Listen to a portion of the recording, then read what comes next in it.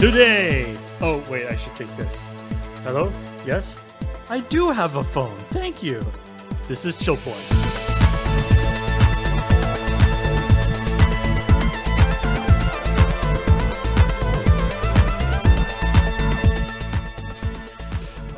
That was just my weekly. We're starting off with making fun of that bit. My weekly phone check.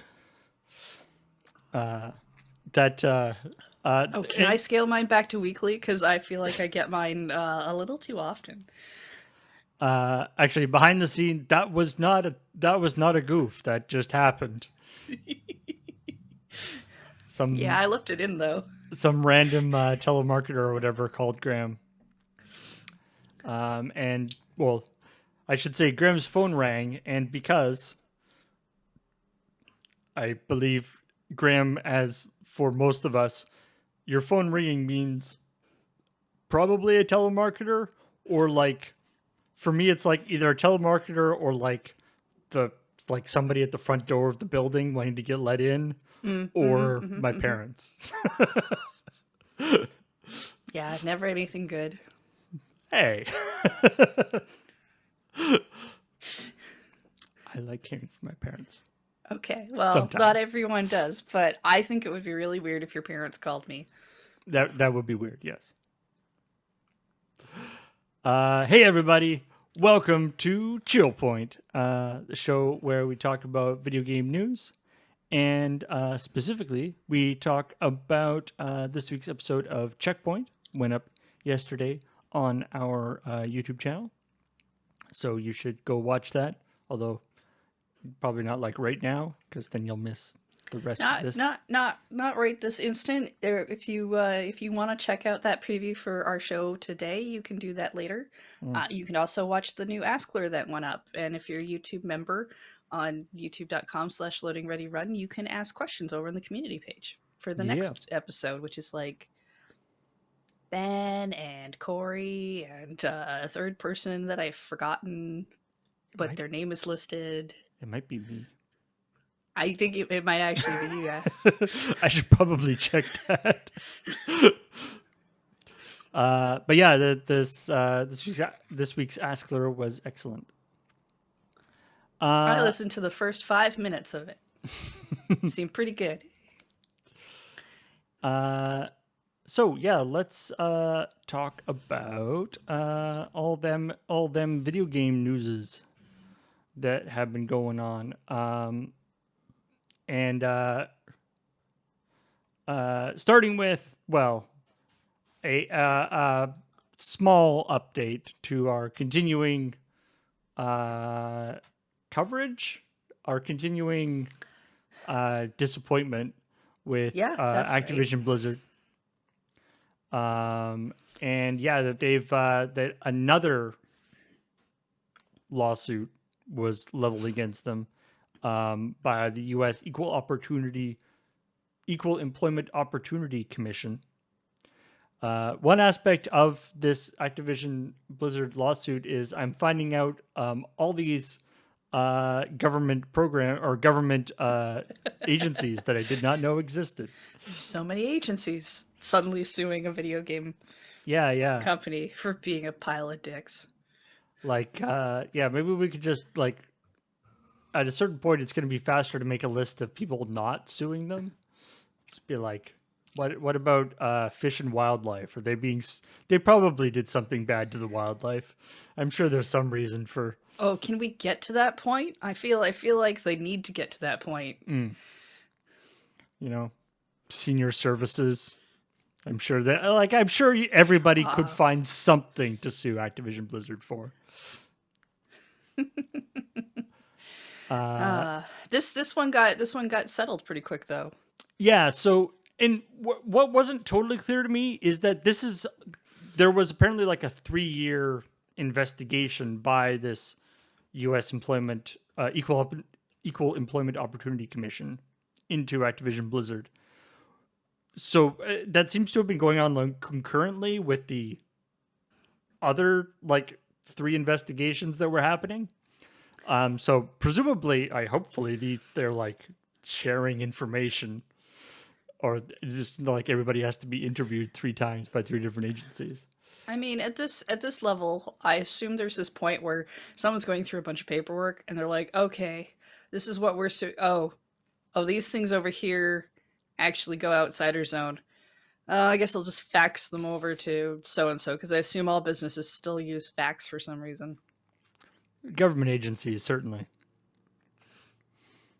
I think that was on like QI. They had a thing that the NHS, the National Health Service in the UK, um, is the own like is the customer for like 10% of the world's fax machines or something. That they're like the only ones who still use it. Anyway, uh, so yeah, and then of course the result being this $18 million uh, settlement pool that people can claim against, presumably, which does seem very small in comparison to not only the revenue of the company, but also the magnitude of the situation. Um, like I said, it's the whatever the equivalent of a someone making $50,000 a year, putting $112 away. Because millions and billions are kind of hard to like evaluate the. I mean, to be fair, I still have a hard time evaluating something like 50 grand a year. That's never been, that's never felt like a reachable income level for me. The it's the it's the fact that this money goes towards um uh goes towards improving their internal processes as well, which seems like it would be easy to have that $18 million kind of go away and get used in internal processes Oh, that definitely. don't have a lot of like oversight. We printed off a ton of pamphlets. That's it's a million down. Yeah, I don't really know. I know programs like these tend to be expensive to set up within a company because they have to allocate people and resources to them. If I mean if they're actually doing something, and if you're paying for someone to show up to do, I don't know, classes about harassment or something, I'm sure there's charges in that as well. But yeah, it just kind of seems like shouldn't you pay out of but like that should be shouldn't this over. just be part of your own company? Yeah, that should be like over and above the actual settlement. Anyway, so hopefully, this is sort of one. The interesting thing about cases like this, where you have sort of multiple people also kind of vying for the whatever, is that there are situations where like one case can be used like is sort of validation to other cases. So like the same thing that proved that they had to settle for this theoretically could also be applied to other cases that they are Mm, currently mm. undergoing. So who knows? Yeah, I mean, if I take this in the most positive light I can possibly take this, which is they use that 18 million to fix their internal culture, which probably is much harder to do um, than just saying it. I still I feel like the thing that happens with this stuff is just okay, cool. Well, dealt with, all good now, and then there's never any follow up. Mm, yeah, 18 million. Looks like 18 million well spent. Uh, so anyway, we will continue to report on the various goings on as more horrible things come out. If more agencies continue to sue them, we will definitely say something as it appears in the news. Uh, in other news, Sonic the Hedgehog, uh, Sonic the Hedgehog's balloon, is back in the Macy's Day Parade, which is yay, I guess. To be This honest, is it looks like a pretty cool balloon. The joke, the sort of fun part, or not fun, but the the interesting part about this story is that this is back after the balloon is apparently just a real monster. It had just has it is, I don't know whether it's like with the shape of it makes it particularly difficult to control or what, but it seems to have had like more accidents than any balloon should. including well. including the first year it was there where it speared itself on a tree and apparently injured a cop and a 10-year-old girl. I suspect that maybe Sonic isn't used to going at the speed of a parade, which is a Mm, much slower pace right, than he just can't handle moving that slowly. yeah, yeah.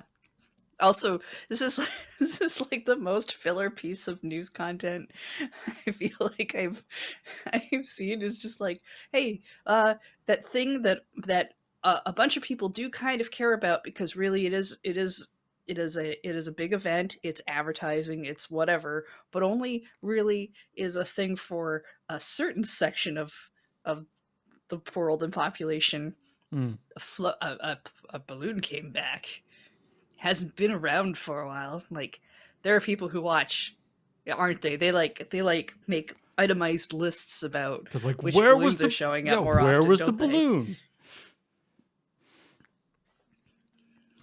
There's whole articles on disasters that have occurred during. Yeah, uh, I remember as a kid, like, because we have parade. There's a couple of different parades here in Victoria, and they're fine, but they're the sort of standard, like there's floats and marching bands and etc. I've never been to one with a balloon I've in it never been though. to one with like the floating things. That seems like it. Uh, I mean, it seems like it would be pretty cool, especially if you're a kid to like see that happen. Like I feel like and that would be kind of neat. and to be honest, based on what I've seen of parades in things like TV shows or big movies where they decide to have a giant parade be a thing or something, uh, the parades I've been in that have floats is being very kind by calling them floats because a lot They're of them are basically like, just like we decorated the fire truck. yeah, just fancy cars, really. It We have a truck with a flatbed behind it and we put some flowers on it. now that you're talking about movies and TV shows, I'm realizing that the only time, I mean, I guess it makes sense because they're hard to do. Because the only time you see a parade with like balloons is if something is going to go horribly wrong, Oh yeah. or there's going to be like a chase sequence where they're jumping from balloon to balloon. A parade with balloons never just happens in the background of a movie.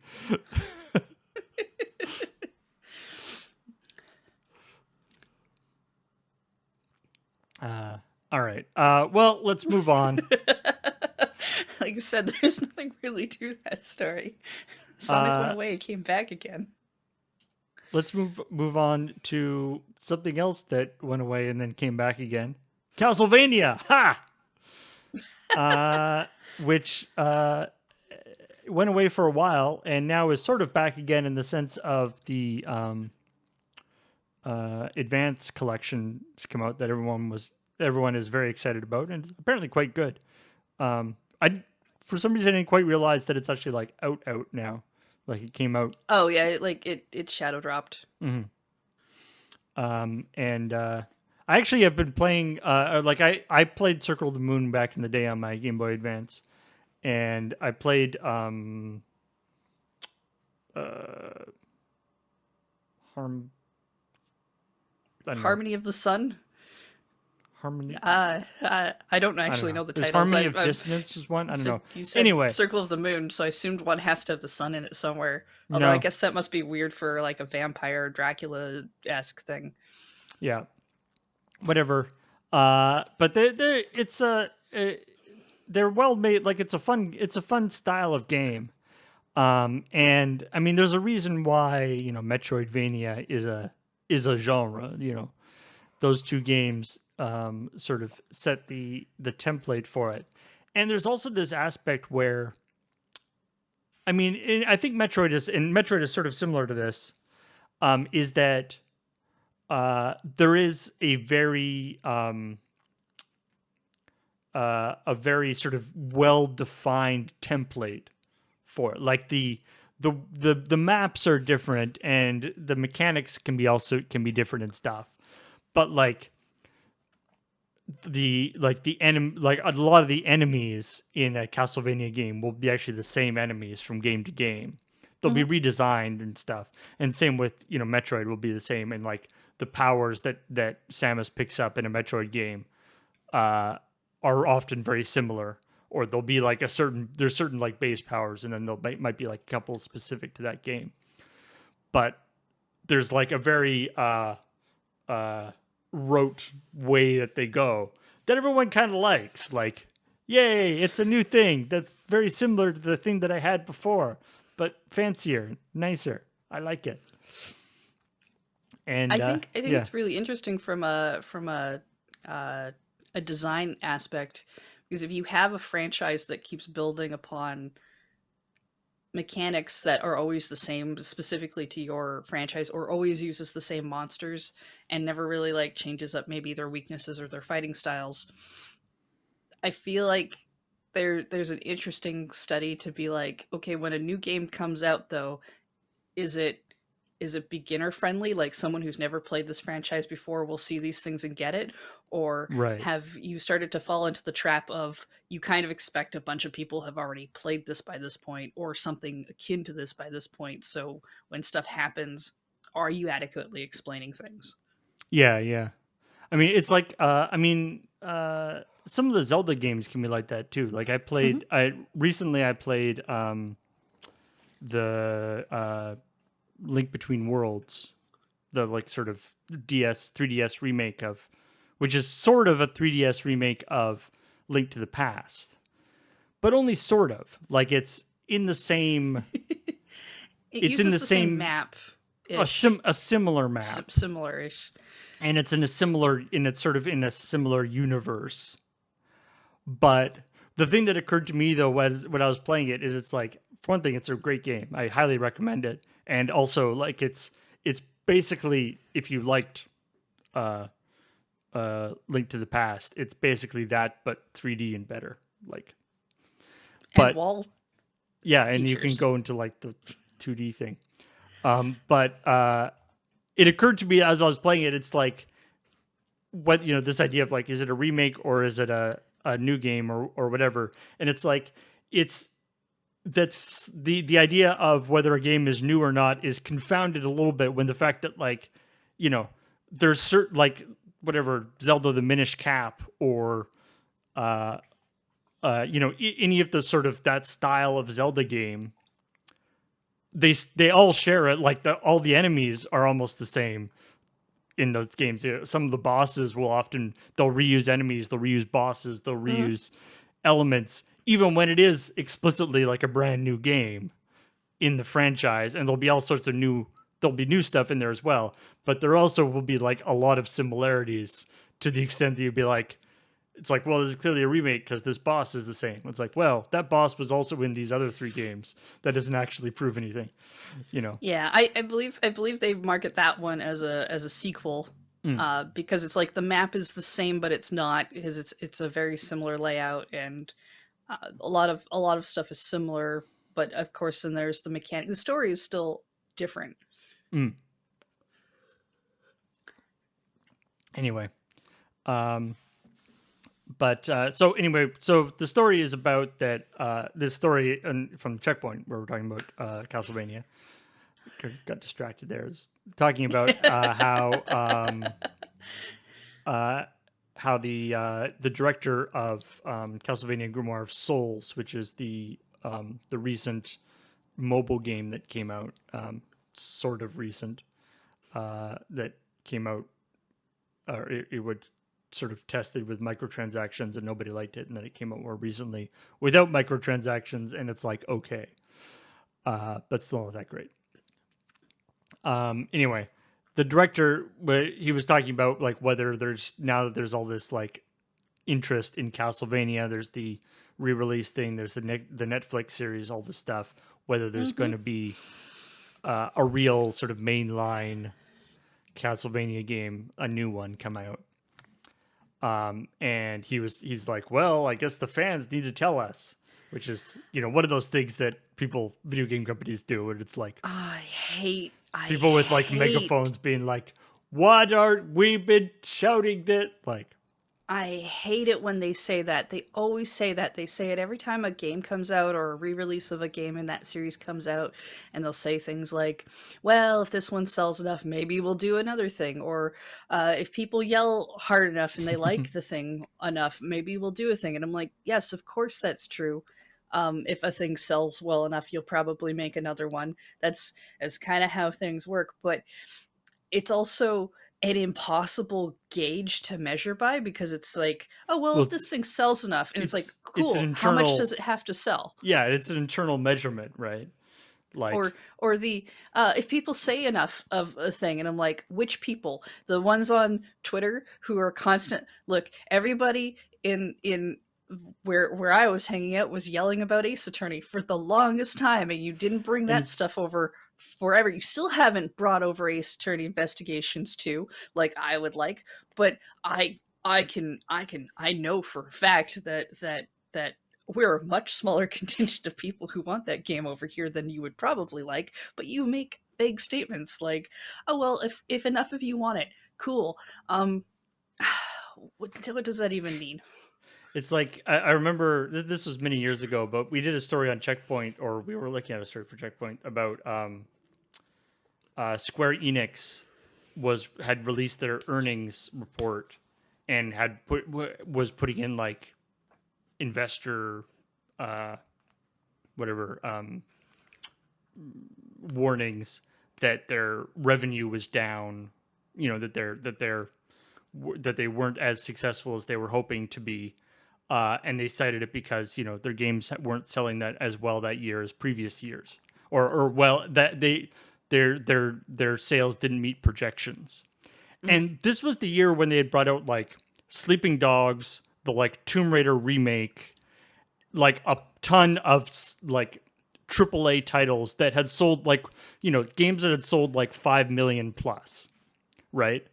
But it's just like their development pipeline was such that a game had to be like the top selling game of the year in order for it to actually have like been considered a success, because it costs so much to develop them and stuff.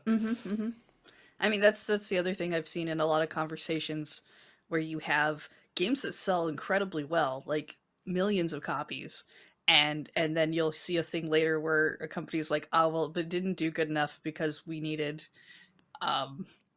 Yeah. like billions sold or something. Like, just it didn't make the money back. And like, maybe you're making your games too expensive. Yeah, it's like if you can't make money on a game that sells like 1 million copies, then there's something wrong with your development process. Like, I think it's really cool that they spent a lot of time on the rope physics for The Last of Us 2. I'm sure there are people who are really invested in that. At the same time,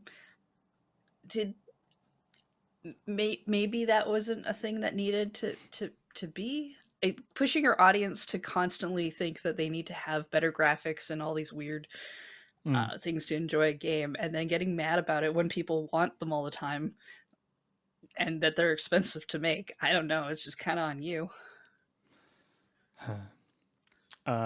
So yeah, if you want a new Castlevania game, yell at them, but make sure you tell them. The other thing about this that I thought was kind of funny is, I think this was on Polygon. The story was talking about, it's like, well, you can see how they might be a little shy because, the last Castlevania game that came out, Castlevania Lords of Shadows 2, did not sell very well and nobody liked it.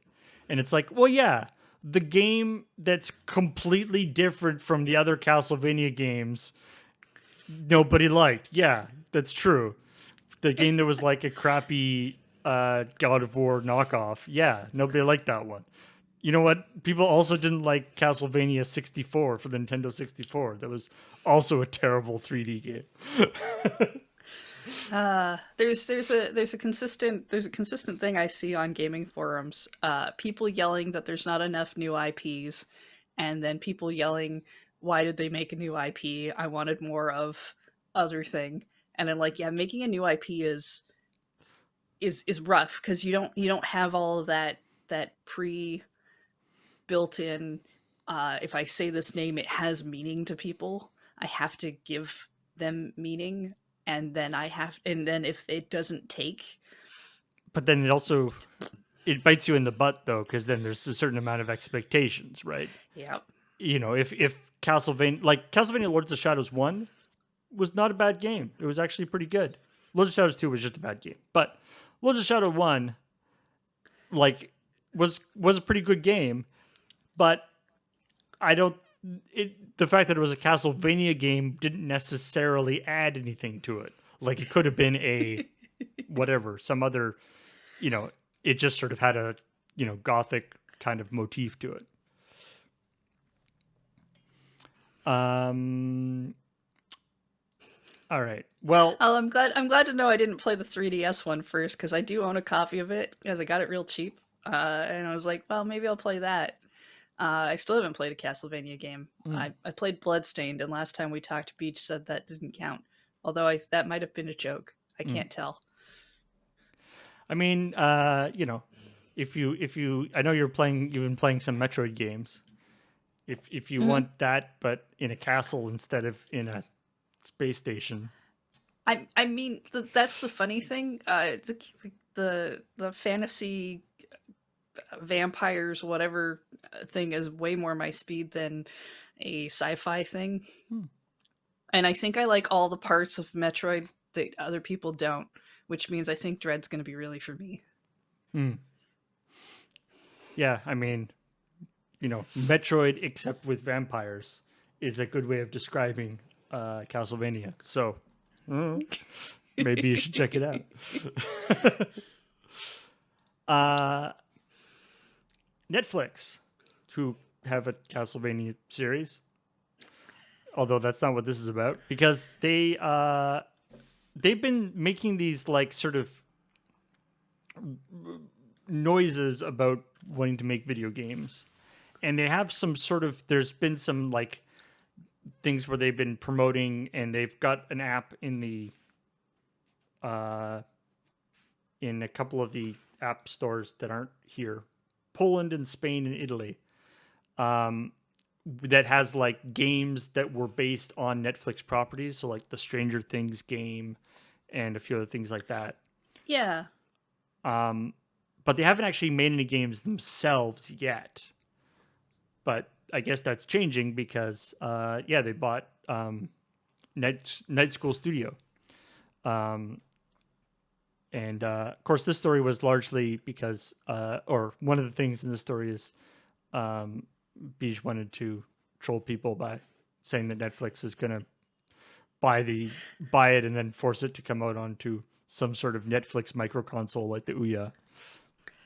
I mean, I admit that's the thing that I'm the most confused about. Because so I know Netflix has done like the Stranger Things game is a tie-in with them, and then there was like uh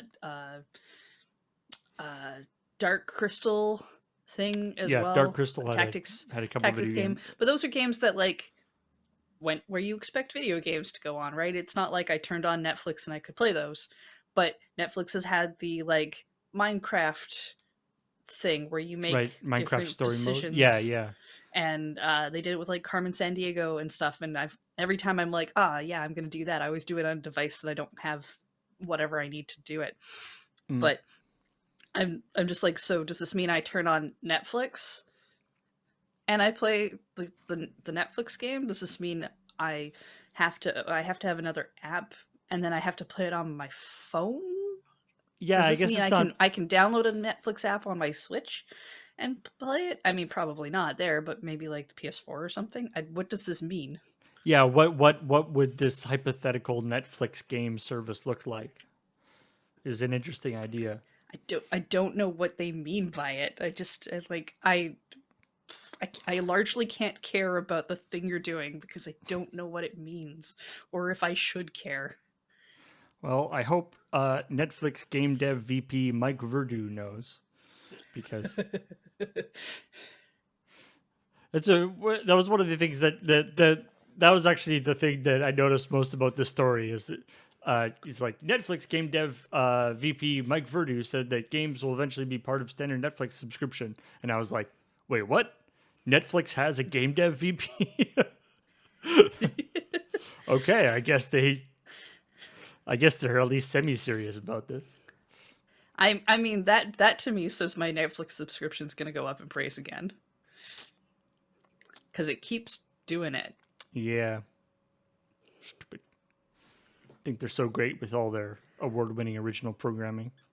Well, I mean Lucifer's done now, so I could probably just get off of it. I don't think there's anything else I'm specifically watching on there right now. That was the one thing that was holding you there. It kind of, yeah.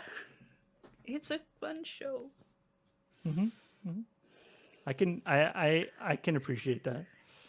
It's got a weird ending, but whatever. Well, speaking of things with weird endings, possibly. To be honest, I don't even remember. It probably has a weird ending. Mario movie. I don't know if I've seen the original one all the way I through.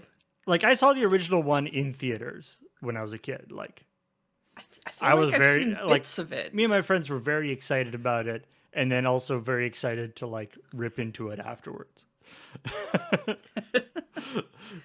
It was dumb.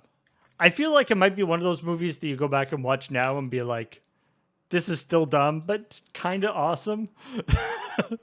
But maybe that's not the case. I don't know. I haven't watched it since it was in theaters. All right. Well, maybe when we can all go into the moon base and do a movie hangout again, Yeah, yeah. we can all watch the original Mario Brothers movie. But yeah, this idea that John Leguizamo posted posts on Twitter about that, like, yay for that there's going to be a reboot, boo that it's all they don't have good representation. Also, I know how the movie should actually go. Yeah, there's so Everyone's much like, there to unpack. wait, what? And to be honest, this is the only tweet I've seen. I didn't bother looking up his Twitter to see if maybe he actually understands more things or has more opinions because I don't care enough. But the one tweet reads like he expects this movie to be a live action movie, which to be fair, if you haven't really been following, I could see why that perception comes up, and I would rather it almost be a live action movie personally because I think that would be funny. It'd be a train wreck, but it'd be hilarious for me. uh, but the I know I'm the only one who knows how to make the script work. And just like, what do you know about this script? Yeah, They've said nothing. All they it's said was when the movie was coming out, that it's an animated thing like ages ago, and that here's a bunch of people who are going to play the biggest piece of news outside of a voice cast we learned was Donkey Kong's going to be in it, which means still nothing. the I just imagine that that like as soon as the original Mario movie filming was like complete, John Leguizamo was like, the wheels were turning in his brain. They're like, he was like, oh man, I know how the sequel could go. I've got this, like, oh, it would be so perfect. And has been like trying to like shop it around to people to get them excited about his like new Mario movie. But anyway, so I mean so this is like, so it's being done by Illumination, who most prominently did the Minions and Despicable Me movies. And there people are fairly pessimistic about that, shall we say? To be honest, actually, like I feel like it might be kind of in their wheelhouse. I feel I like it. don't think the Despicable Me movie's that bad. Yeah, I think the like Illumination movies uh have been sort of relatively enjoyable fluff, They're okay. and they're fine. And I feel like that's the sort of level that this movie is probably going to be at. Like, I don't think anybody is expecting this to be like some sort of amazing thing. And so, like, if they could be like funny, like, you know, kind of funny and inoffensive, that's probably like good. Again, we know so little about what this movie is going to look like. We don't even know what the And voices are really going to sound like. We just don't know who's playing them because, like, a lot of those people do uh, have done some voices. Although, I mean, again, like you see the cast and you're just like, aha, they're going to sound like this. That's weird. And I'm like, yeah, it is weird because they probably won't. yeah, yeah. And yeah, like I feel like I guess what I feel like I actually I played like Mario and like Rabbids Kingdom Battle, right? Mm-hmm. So if they can beat that in terms of like plot and characterization coherence, I think they'll probably be fine. And that game is just like all over the place. But like I feel like like Mario has never really had like that, strong a story element to it, really, the games. No, And no, and so that's the and so thing. I don't like I expect feel a I yeah, super like strong story out of this. I feel like the level of story that I expect from a Mario game is kind of at the Illumination Studios like level of difficulty. I expect at most a movie that a lot of kids will like because it is going to primarily probably be aimed at children, Mm. and hopefully it will have some references and things that will resonate with the parents who have to take them. That's like the top expectation I have for this movie that I know nothing about. If this was a Zelda movie, I would have so many more opinions and I would be incredibly angry about things, but because it's Mario, I'm just like meh. I wonder if there is. I mean, if this is successful, maybe they get to do a Zelda I movie. I assume depending on how much they want to put in like Donkey Kong and Cranky Kong, like if they're kind of like a side story thing, that I the hope would be that if the movie does well enough, the next movie they might end up doing would be like a Donkey Kong movie. Mm. It's just kind Or they of get a. where I feel like where they would go with that. Oh, we need a reboot of the Donkey Kong TV show, the cartoon that had like songs in every episode. Oh man, I would watch that again. I have like legit fond memories of that. Even at the time, even at the time, I knew that like the animation was really bad, Oh, it's bad. Yeah, I love it though. but I have so many they good had memories of like that. original songs in every episode, which is weirdly excessive. All right, let's. Oh yeah, and then the other thing about the Castlevania was talking about that there's the 26 CD set for $256 of the soundtrack for all the Castlevania games, Oh which right, I'm gonna talk to Beach about the length of his outros again. we tried to do it twice with them like talking faster in the second one. Yeah, that second take was not. I didn't use it. Hmm. Uh, there's a point where when you talk too fast, no one can understand what you're saying, I think and I was just like, no. I think Graham wrote this one actually. Oh well, then I'll go yell at Graham. Uh, Yeah, somebody. but I had to replace the music with a uh, longer track thing to make it work, which is not. actually super hard to do now that I know how to do it. But if I let them get away with it, then they'll just get longer. And Exactly. You gotta put the foot down. My when we were marking this, when I marked this story in the doc, my joke for this was that it's like, you got to be careful. When they deliver the 26 CD set, you got to make sure you're home.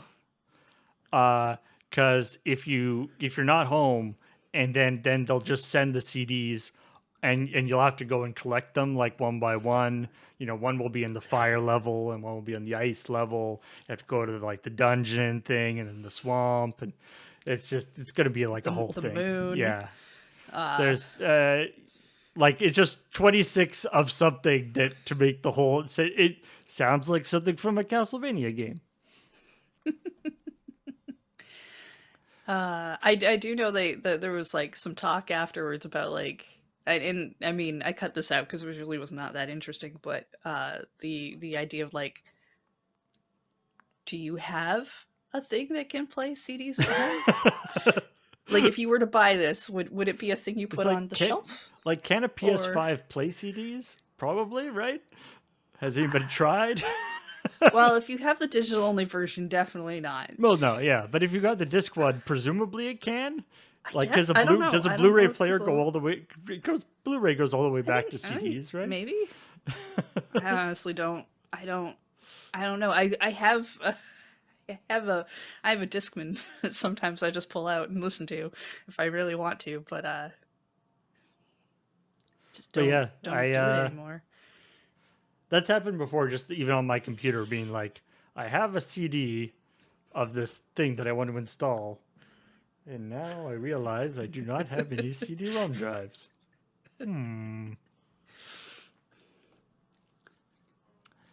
All right. So let's move on to stories that did not make it into the episode for whatever reason. Starting with there's a new AAA GI Joe game coming out to coincide with the there's so there like a GI Joe movie like just came out about it was like about the ninja guy. Okay. You'd be forgiven for not hearing about it. I think it did not do very well, especially Is during it the just pandemic. direct to DVD? Like No, I think it was supposed to be in theaters, but the problem is the movie was in theaters and nobody was in the theater. nobody else was. The Oh, movie was in the theater by itself. oh, Right, Snake Eyes. that sounds lonely. Yeah, I mean, partially because I don't think it was that good a movie, but also obviously they were they brought it out during the pandemic, so it was not a good time. But anyway, so apparently, Wizards of the Coast, because Hasbro owns GI Joe, and Hasbro owns Wizards of the Coast, and I guess Wizards of the Coast is now doing video game development, which okay, like they did the D&D Dark Alliance remake that Yeah, just yeah. came out.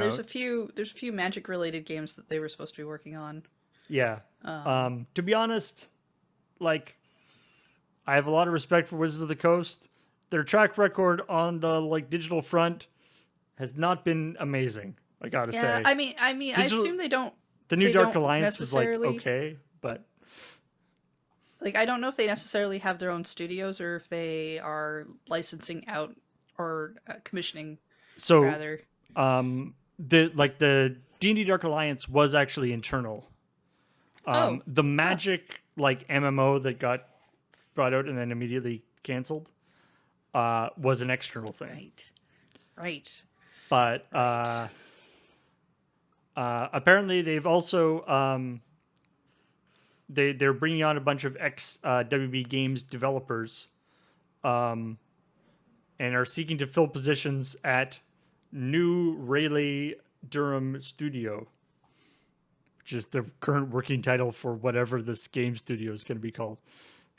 I feel like they'll probably come up with a better name than that. Well, I mean, you say that, but then we Sorry, got Rowley. Triangle Strategy after Project Triangle Strategy, so I That's true. don't believe companies in changing their names drastically anymore. Uh, which yeah, apparently Raleigh Durham is like this weird mecca of or weird like intersection of there's like a ton of high tech stuff there because it's like super cheap and but close enough to big cities that you can get there fairly easily. Hmm. Um, I know that because that's where The Escapist was based. Before they got bought by whoever they got bought by.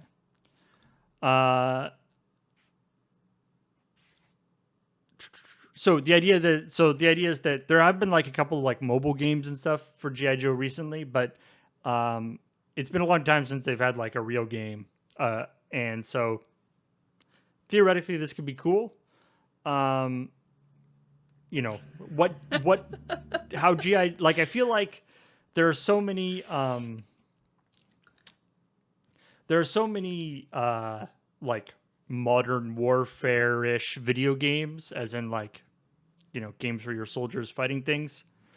That it might be hard for GI Joe to like differentiate itself in that area, and even like obviously GI Joe has this aspect of like ridiculousness with the you know special cool GI Joes, Mm-hmm. but like even that like some of the like Call of Duty and like Black Ops stuff has added some of that ridiculousness in anyway, and the like high tech stuff. So I don't know. What kind of game would you make a GI Joe game? Hmm. I mean, I feel like at least it would be interesting to make like an RTS game, like a Mm, mm. thing where you're actually like you're not like down on the ground, but you're like controlling a thing. Yeah, yeah. I feel like a tactics XCOM style game would be Yeah, like a fun. Like tactical thing. because they seem to have like a lot of characters, so you could do kind of that Fire Emblem esque thing of like you can only take so many, and you can have them The relationship do thing could be a whatever. little awkward though, because I'm pretty sure each team only has one woman on it. Eh. But the yeah, like the tactical thing I think could be really interesting. It could be they could do all sorts of fun stuff with that. Um, and the great part about it is that nobody ever dies, so it's fine. Oh right, there's Lady J and Scarlet. There's two. I mean we can just make it a huge BL game. That's fine. Mm-hmm. Yep. We don't have enough of those. Maybe it could We just be that like that could start. maybe it could just be like a visual novel.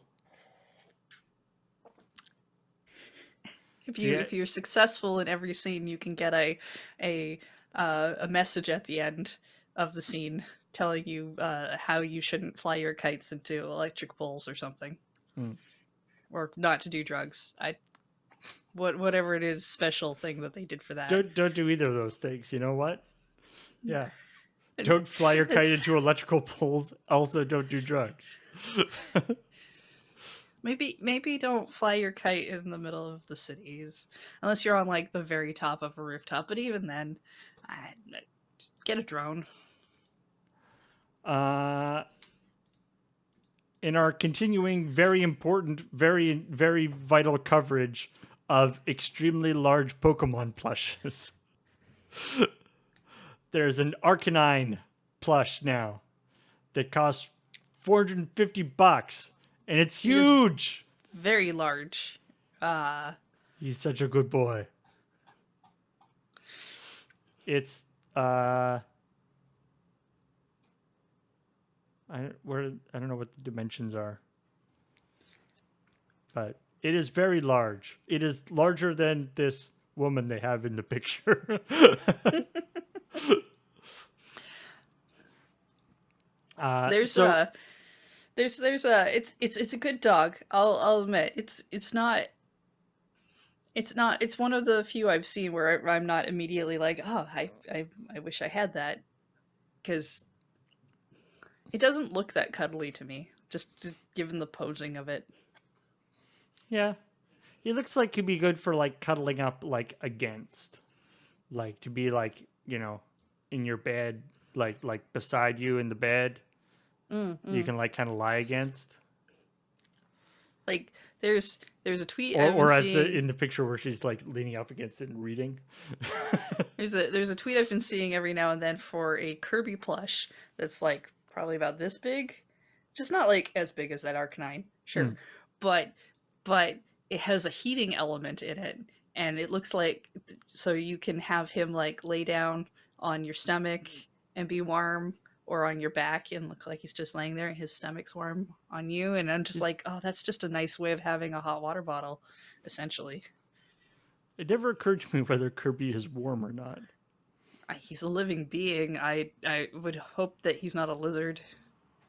I guess I just never really thought about what Kirby's temperature is. Uh, so anyway, my take on this is that we've got like uh, we've got Snorlax, we've got Ditto, we've got Slowpoke. We've got a few giant sized plush Pokemon now, Hmm, but we hmm. can't stop there. There's almost 900 Pokemon. There's so We much need potential. life size plush versions of all of them. And ideally, we want to then put all of those into one place. Possibly I some sort of yeah. like football stadium. I think they've done a life size version of is it Mareep? This like sheep, Mm. not the sheep Pokemon that everyone knows from Sword and Shield, but the The sheep Pokemon the from like earlier, that one's like the electric, electric right? one. Yeah, yeah. Yeah. I'm pretty sure I've heard about that one. Um yeah, I guess what we really need to see is what the largest Pokemon get a life size plushie, Mm.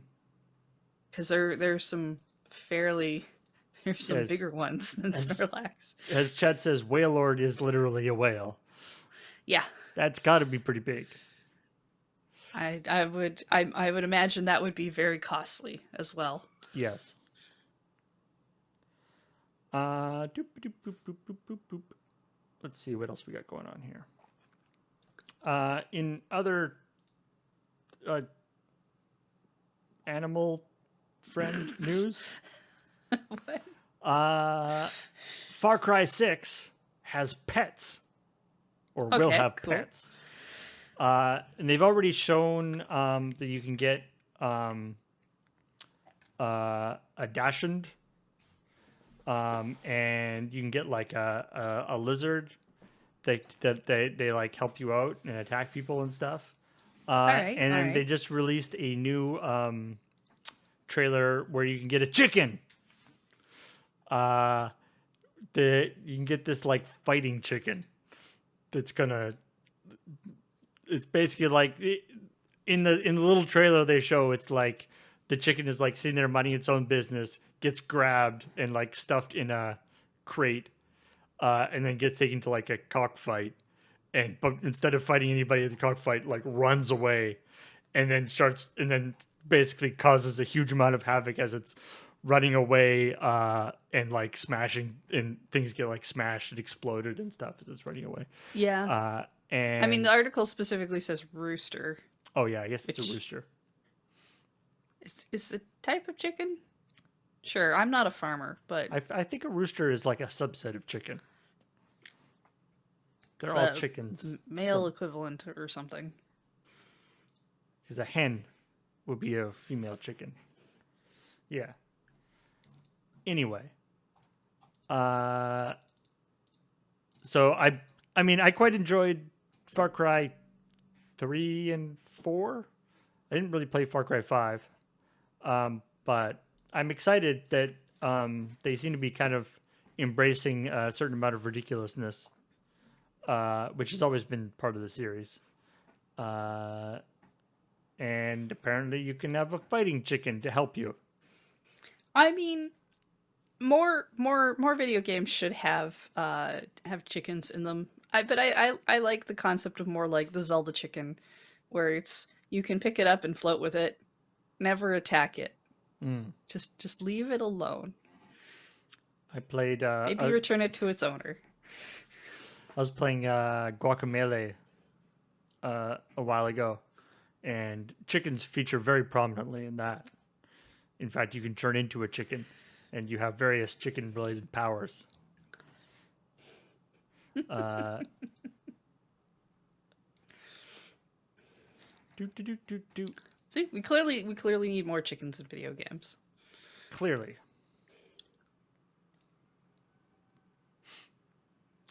uh, Amazon New World came out of beta, I guess, this last weekend, and in addition to whatever complaints people have about the actual content of the game, and the Racist. and Amazon as a game development company. Yep. On top of all that, people were having a lot of trouble actually playing the game because surprise, surprise, the servers were having trouble. But the twist to this is that this is Amazon, right? Like, Amazon are the people you go to when your servers are having trouble to get the cloud servers. Like, Amazon Web Services literally runs like a quarter of the internet. So the fact that they couldn't even get this right is a little depressing, I gotta say. Now, there are all sorts of there are legitimate like architectural reasons why MMOs are particularly hard to run on the kind of cloud service systems that Amazon operates. They don't MMOs don't sort of scale up and down easily in the same way that some other kinds of loads do. But still, the fact that they couldn't figure this out when they literally have the biggest supplier of servers, of like cloud-based servers in the world right there, is kind of depressing.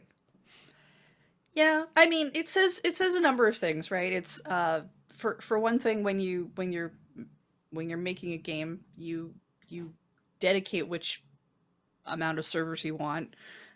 I feel like what this really just says is you should expect when a new game releases day one that's cloud based, it will probably fall over. It will. And for a variety of reasons, and it will probably be fine a few days later when not everyone is trying to. It's it just kind of feels like everyone's trying to jump into the same uh, room at the same time, It's and maybe you don't need to go that day. and I've seen people think in the chat saying that, like, well, obviously you don't provision out for, you can't provision out for all things because then a bunch of people will leave, and then you'll be, you know, stuck with a lot of empty servers and stuff, right? You have to work out what you're going to be doing, and that is the case for everybody except Amazon. The whole point of Amazon of like AWS cloud services is that you scale up and down dynamically as your load changes. Like, that's literally the entire point of these kind of services. Anyway, I mean, I've seen people say that a good part of the problem is that you have very popular streamers playing and the game, and then people trying to get onto the same server as them, and and there's I don't know that you can account for that too much. I mean that becomes a weird popularity problem. it's yeah, I mean it's a tricky one with yeah, and it's partially to do with like how the architecture of MMOs tend to work with the sort of sharded systems where like you have X server A, B, and C, and, people joined that server, right? You don't Hmm. have, they don't, uh, like, and it's not like everybody in the entire who's playing, all however many tens of thousands of people playing the game are all in the same place playing with each other. They're all these separate servers. Theoretically, you could make a system where everyone's in the same place playing with each other, but that's not actually what they want to do, right? Because then there's just too many people dealing with the stuff. So it's a tricky one in terms of you know, I feel like the inherent architecture that MMOs tend to favor, which is this sort of individual servers in different places. I don't know. Maybe I was kind of hoping that because this is designed by Amazon, they could have come up with like maybe a different way of doing that, a more sort of elegant solution. But yeah, Yeah, admittedly, I don't really have the knowledge base uh, to comment a lot. All I see is just like, well, if Amazon falls over on the first day of its MMO, whether you like it or not, for several varying reasons to not like it, um, I don't expect anyone else to have a good first day launch of their thing either. yeah. It's which is it's just a shame, you know, that that's the way it's got to be. I guess I don't know. I feel like there's got to be a better solution than just being like, "Meh," but I don't know what it is because apparently not even Amazon can do it. Um, Speaking of people going, "Meh," but maybe not doing that now, or maybe doing that slightly less. Something that actually could be super good is uh, Twitch is going to be pulling out new features that for dealing with hate raids. So, at least at the moment, they've said they're going to be rolling out more stuff, but at least at the moment, primarily around account verification stuff. So, Yeah, that went making up making sure that yesterday, I think. yeah, so you can set it so like people have to either use, you know, they have to email to have their account verified, which I think has to be a unique email, which was not the way that they were doing it previously. Or you can even have it like verified, like phone verified, which is a little tricky for some. You know, that can be quite a large barrier to entry. But it just gives more tools for mods to handle this kind of stuff and Yeah, for channels to decide how they want to do it. it's on a per channel basis. It's a setting in your moderation area where like your auto mod and stuff is, which is a varying degrees of thing there. Um, that you can it's all chat restricted, so it's you can tell the thing that first time chatters or there's a time limit where it's like they have to have a verified email for like the first week Mm. or something. And then yeah, there's the phone restriction. There's also there's a checkbox for uh, excluding your mods, your VIPs, and I think your subscribers as well from needing that you can Hmm. turn on. I mean, And although it's presumably if somebody is subscribed, then not only do they have their email address, they have like their credit card number. So that, they're already kind of verified at that point. Yeah, But and yeah, and it's really, when you look at it, it's a tool to stop uh people from being able to do the hate rate itself. Because what we've seen is a lot of people are doing there's mentions of hate raids. I think within our own community, I'm not sure we've actually any of us have actually been hate raided so mm, much as we've had a lot of follow bots that have been ascribed a to lot hate of raids showing up. So there's a lot of like pre-work going on suspicion. Yeah. to kick them out and to make it so that doesn't happen, which still has an effect of like being afraid of having that happen.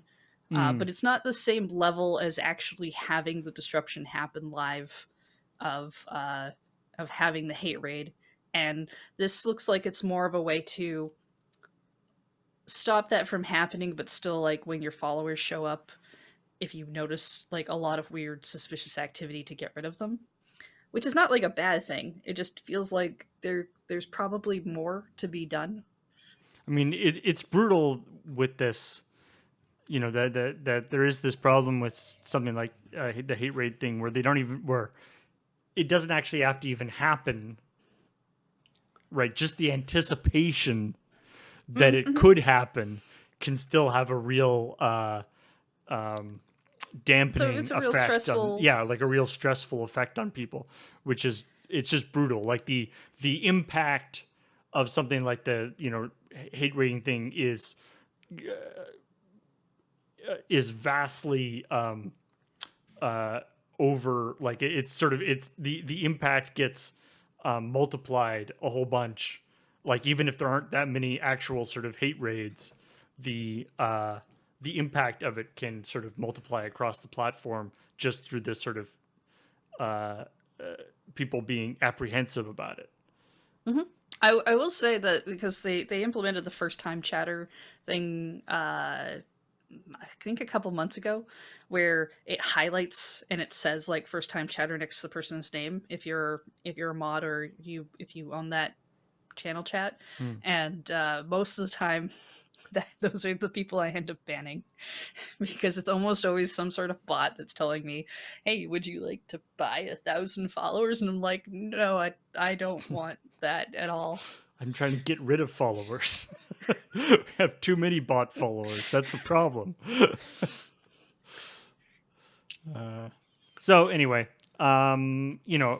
Twitch does get a lot of, uh, gets a lot of pushback for very good reason, for their lack of, lack of any kind of solutions to these problems. So it is always nice to actually see them doing something. It is not a huge thing they're doing, but Hmm. hopefully this will be I part of a larger thing.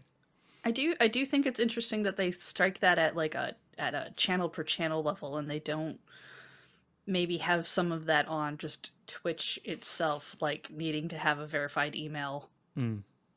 Yeah, I mean, I or guess, not having as I'm not sure what the limit of accounts are to one email because I think you can have like a few, like 4 or 5 or something, but I'm not sure of that one offhand. yeah.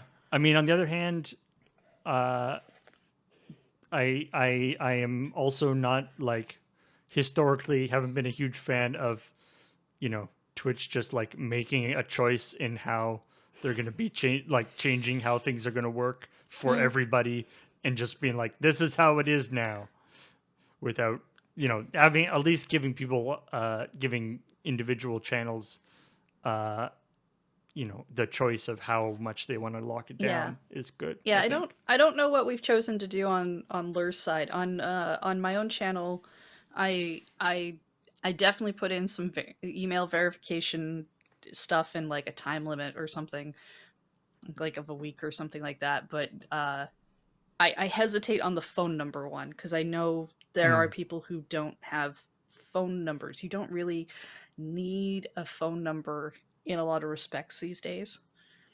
yeah. There is also, in additional Twitch news, there's also this thing about them, I guess, piloting a project, a program, that would theoretically allow people, that would allow viewers to pay in order to promote Oh, the right. stream. This BS. Which, yeah, that definitely, it seems like It's what not they were not a doing great with idea. channel points before because they were testing this thing with channel points of like if Right. people put in a bunch of channel points to make this thing happen, and it was like a lot, and it was all based on like the size of your stream of like how many followers or something you had equaled how many channel points you would need overall, which then would equal how many like view things you would get in the featured area. And it all it did in our chat, in the Lurd chat, because I was create a lot of spam because every time somebody uses channel Yeah, yeah. points, it does the thing. So a bunch of people were using it and it just fills up the chat, which was And awful. and And then we and don't even know if it really Like it happened a few Assumedly times, it happened, but it didn't, but it doesn't result in anything. Do not do and I would be okay with this idea if it was like, hey, Twitch streamer who owns this Twitch channel, would you like to promote your stream and pay yeah, some money towards? I'd be like, sure, that's kind of what everybody does. But hey, Twitch viewer, promote my channel by spending money directly to Twitch no, don't do that to for anybody. yeah, Don't. uh, Just actually yeah. pay for a sub or give them a Ko-fi or a Patreon or something, but don't. Yeah, No, I mean, I can don't. definitely, Gross. I can speak for the Loading Ready Run channel that, yeah, we would much rather support, you supporting us through, put that money towards, Patreon or subscription or bits or literally anything else. There's nothing there's even getting a slot on the front page of Twitch, which is a thing that we've been able to do occasionally because we're doing like a tabletop day thing or Desert Bus for Hope or whatever. All that tends to do for a lot of streamers is get a bump of a lot of people who are very awful for an hour or so, and then it goes away. So, and like It this, I don't see it working. it It's a does waste of seem money. it does seem like a weird value proposition. Like obviously the value to the streamer is clear. You get more people watching your stream. But like the value to the viewer, like why you as a viewer would want to even do this is kind of odd. Like cuz like I don't know. I don't watch that many streams, but I feel like if you're watching a stream and talking like you don't necessarily want there to be like more people clogging up the chat and talking like you're that doesn't seem like that's actually that beneficial to you as a viewer. I if anything else, it looks like a huge money grab for Twitch, and most people who are streaming or who watch streamers on Twitch aren't there to support Twitch itself. Yeah. So yeah, that's our take on this. Ooh, Hi. it's surprise beige Someone ear. decided. Hi. Hey. Wait, I could probably switch to the 3-up. Oh God, really? I mean, I could. I mean, Paul has. Oh, so hey, much wow, power. that worked great. Surprisingly. Hey, you're just in time for us to be doing the last story. Great. Which is that the newest hot thing on Roblox is to make games based on the hit Netflix show Squid Game, which I'm sure itself is based on Splatoon, right? not really, Okay. but in a way, it's a show that's gotten very very popular. The general premise of it is it's kind of a battle royale kind of thing. A bunch of people have to compete against each other. People who lose die. The twist being the things they're competing in are like kids games. So they play like tug of war It's or like red light green light or things like Korean that. game show apparently.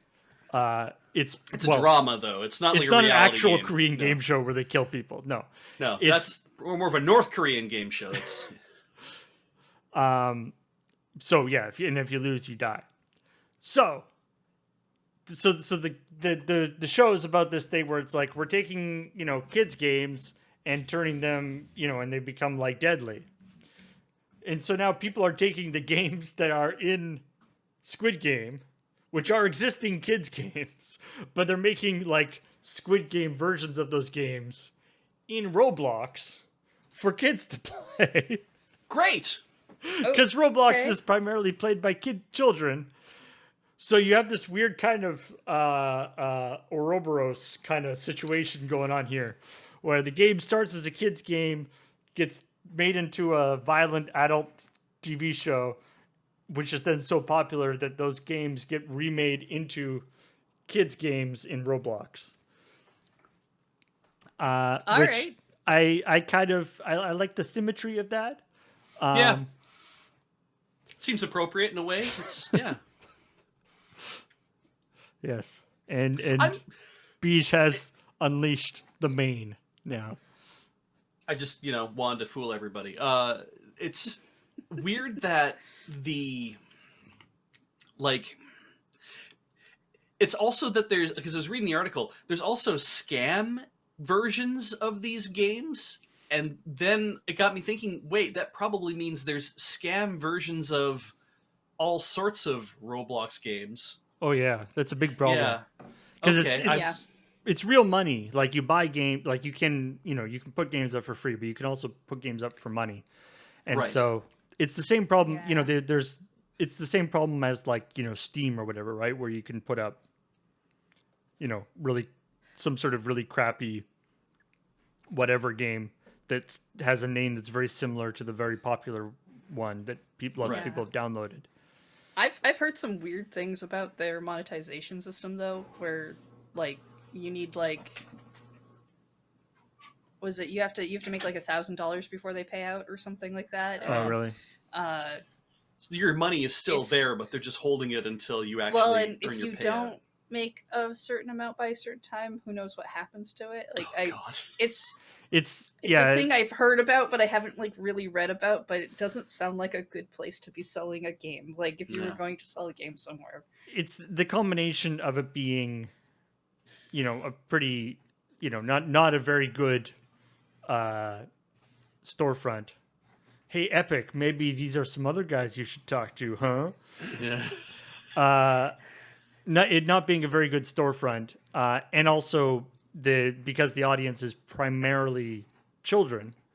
And one of the great things about Roblox, from what I understand, is Right. that the tools are made in such a way that children can also design the game. Like children can design things, which is super neat. Yes.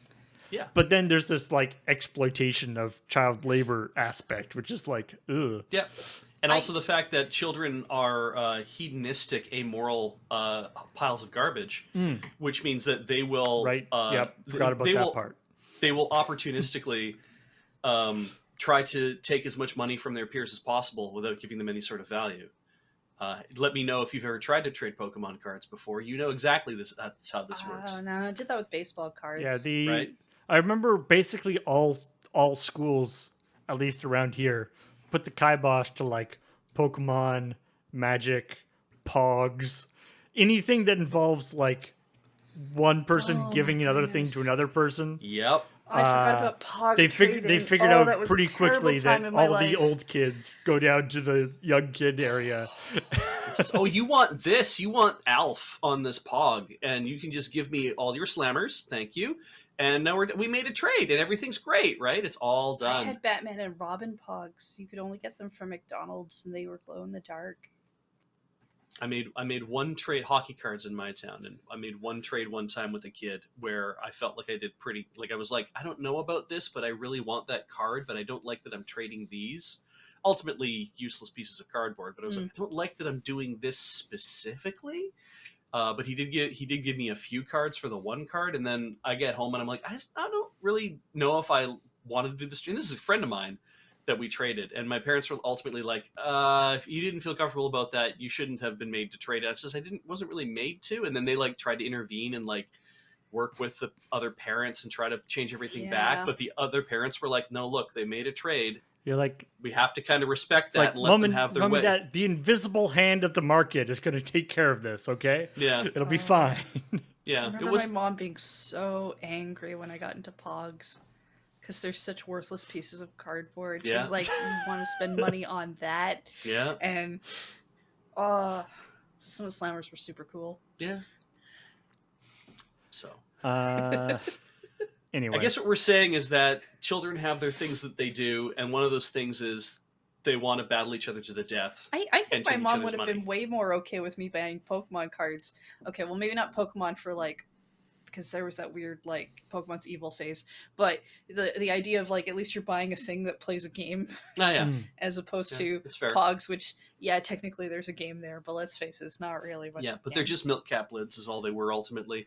Hey, you can. I found out that you can actually buy copies of Thick Pikachu, that card I think that we saw on ChillPoint or whatever the other day. That's something somebody made and has been selling like hundreds of. So if you go search the internet, you can buy your own Thick Pikachu if you want to, in foil. Pikachu. Pikachu. All right. So that was all the news that we want to talk about. So thanks everybody for watching.